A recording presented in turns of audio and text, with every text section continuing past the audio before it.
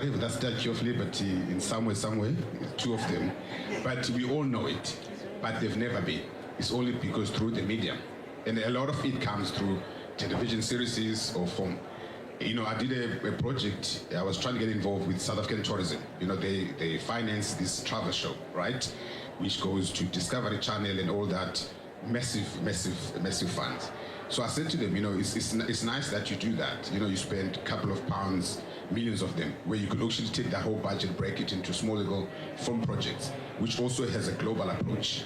And it could actually empower local guys, but could drive even more tourism, instead of giving to one guy. So there was always this initiative, right, that where there's an understanding how these are linked together. This is Diplomatic Affairs. We are coming to you from South Africa, Durban. It's a beautiful city. We are enjoying it so far. This is our second time participating in Africa's Travel Indaba. And of course, we are here for all the assignments. One of the key assignments is to ensure that we are covering all the essential sessions, the deliberations, the discussions, the dialogues that would be happening here. And this morning, kickstarting our day is a very important conversation around tourism. Tourism is actually the conversation we are having throughout this gathering, and we are looking at the various elements that come to play when it comes to tourism. Now, there was a very important conversation that took place not too long ago. I have a very beautiful lady who is here. She will introduce herself, and then we'll talk about Africa's Travel Indaba. We'll look at the fact that we are using tourism to drive development, not just for South Africa. See, that's the good thing about this. This is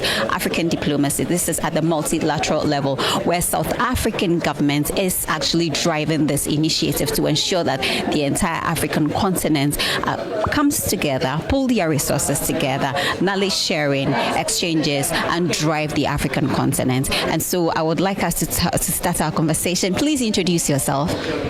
My name is Pinky Hadebe, Head of Public Relations and Communications at the KwaZulu-Natal Tourism and Film Authority. Pinky, thank you so much for joining us this morning. It's a pleasure to be talking to my fellow citizens in Ghana. I can't wait to be in Ghana one day. Yeah. Well, you should. We are looking at ways of using tourism to drive development on the African continent. Let's talk about how we can actually leverage tourism to bring development to our continent. As South Africans and Africans, we haven't seen each other. We've just, boundaries and have been opened. And now we are now able to travel our own provinces, our own country, and SADC and the rest of Africa. So tourism plays a very critical role in making sure that our destinations are open and people are able to connect with us wherever they are. So tourism plays a critical role because then the different cultures, the different places are known and are visited, and that's peaceful because tourism is leisure after all. Tourism is business and tourism is film as well. So using film, using tourism, and also using our culture, our different culture, you will be shocked at how connected we are because of the languages we speak, of our culture, and because we've been closed off as South Africa mostly. Now that the South African government has made sure that at policy level, we're able to actually travel Africa so that we can also have Africans come to everywhere, go to all African countries that were previously closed and had, different regimes, and now we are one. So tourism plays a very critical role in actually introducing us to new destinations such as Durban, KwaZulu-Natal. And Durban is indeed very beautiful. Absolutely. Durban is warm, so today you think it's a summer day, and we are actually in autumn. So Africa Travel Indaba, where we are today, actually brings the world and it brings Africa to us because this is a Pan-African a show, a tourism show, and we're very, very excited to see brothers and sisters from Nigeria, from Ghana, from Lesotho, from everywhere. We are all in one, and we are all enjoying the beautiful, amazing Durban. How can we use film as a storytelling tool to promote peace on the African continent? It's a very, very critical question that you're asking, because film plays a very, very good role in removing perceptions about Africa, if I can say so.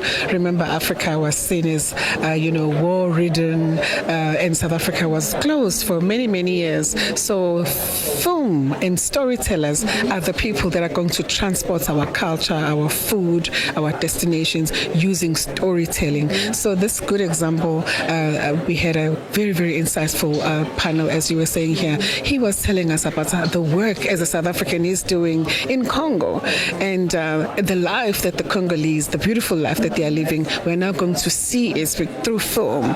So just like how in KwaZulu-Natal, Durban, we have our own international stories that are being made here. Your Mission Impossible aids, our stories, our language, our music, Amapiano. You see it internationally. The diversity. Our beaches here. We have a 600-kilometer stretch of pristine beaches in KwaZulu-Natal, and Durban is our gateway. The city, Durban is our gateway, and people are coming here to eat, the food, to actually experience the Zulu culture, the Indian culture, the Dutch. So the diversity that film brings, diversity that tourism and film bring is enormous, and that is peace in itself, because it says we are a safe destination for Africans to come to, for everybody to come to. So in essence, peace remains very critical, and ensuring that safety of people that come and travel in our destination remains paramount. Thank you.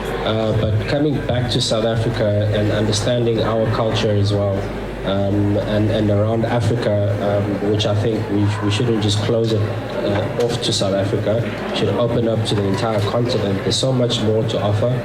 And it sort of changes what gastronomy really means to us. And a big part of gastronomy within the African continent, I think, is storytelling, like Chef Johannes says, nostalgia, and really tapping into your culture and championing your culture.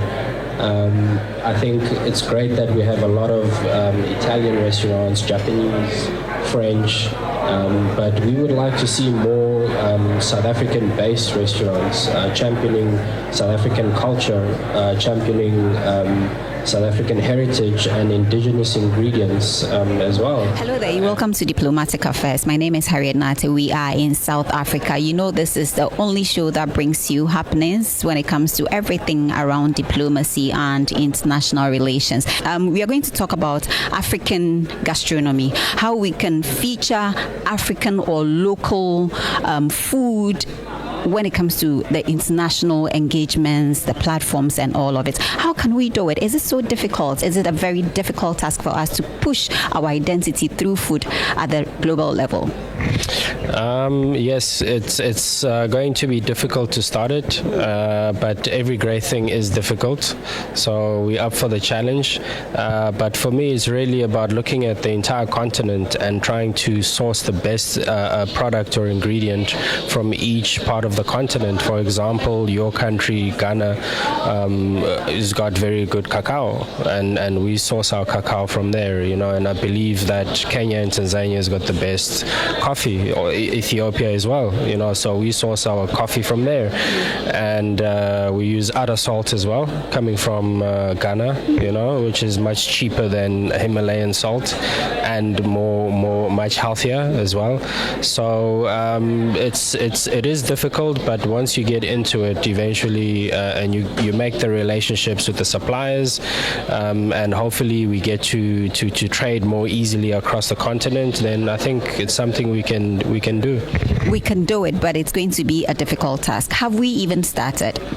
I think we've started making small strides. Most recently, I had some of my team members in Ghana to go and showcase our wines at a food and wine festival.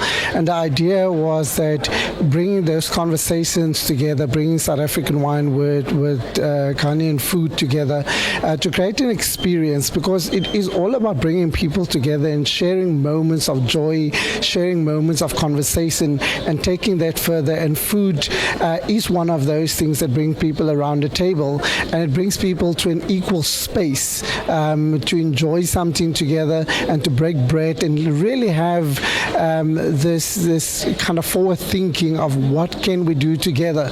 And I believe together we can achieve more and not alone. Presentation. Let's talk about presentation when it comes to African foods. You know, one of the exciting things to see is when you look at the plate, the way some of these Western dishes are presented. Even if you don't want to eat it, some of them, to be honest with you, I don't even want to go there. But then the sight of them looking all pretty, sexy, cool, makes you want to taste it, right? Let's talk about presentation. Well, I think, the big strength that we have is, the diversity of produce that we have access to, and it's a very colorful and diverse spectrum, and that obviously governs the presentation of our plates with the ingredients that we use. And I think, especially here in South Africa and in the southern parts of Africa, the diversity that we've been focusing on is down here, and that makes is basically the past two of the artwork that we create. Yeah. So, final words, presentation. Presentation, it looks so nice, that anyone would want to have a taste of it. I mean, I believe that you eat with your eyes first. That saying is very much true. And obviously the most important is the flavor. Yes, we want to make it look good, but what's authentic is the flavor in there and the story behind it. And it's just like a human being. You're a good human being inside. You're well thought out. The only thing now you need to do is dress well, and that's how I look at it. Yeah. Are we there? In terms of presentation, I think we're doing better than a lot of international countries. I think we're probably top 3 because we're unique. Like Chef Johannes said, we got a lot more to offer. We got the Indian side of our heritage. We've got beautiful colors. We're green. We just got more to offer. Yeah. Presentation. Do you know kenke in Ghana? No, I don't know. It's eaten. You eat it with fish and pepper. Yes, and you have to eat it with your hands. I am dreaming of one day where I would see kenke presented in a manner that anybody would want to have a taste of kenke. You can't eat it with culinary. It's not cutlery kind of a thing. You know what I mean, right? Yeah. So I know you have such dishes here as well. So how do we do it? Presentation is very important. No, I think presentation is important, but also the enjoyment behind it. If the dish is allowing you to eat with your hands, and that is the authentic experience that you get, then that should be how you experience it. For every dish, there's a different way of dining and experiencing it, and we shouldn't shy away from it. As long as you don't eat so messy that it looks messy.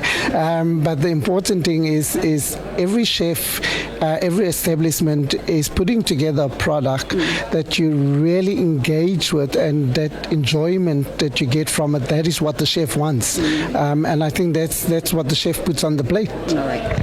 Thank you so much, gentlemen. It's been a pleasure speaking to you. I really appreciate your time. The world knows that we've got really good taste when it comes to food. However, I think one of the problems is presentation. How we dress the food in that plate actually matters a lot. So I have been curious to speak to the chefs. I want to know, I've seen wache presented in a manner that looks so yummy and really nice. How can we be intentional when it comes to, dressing up our food and making them look nice in the plates? So we've been talking to the industry players, and they have shared their views or perspectives on this particular subject. Thank you so much. I'll see you guys on the other side.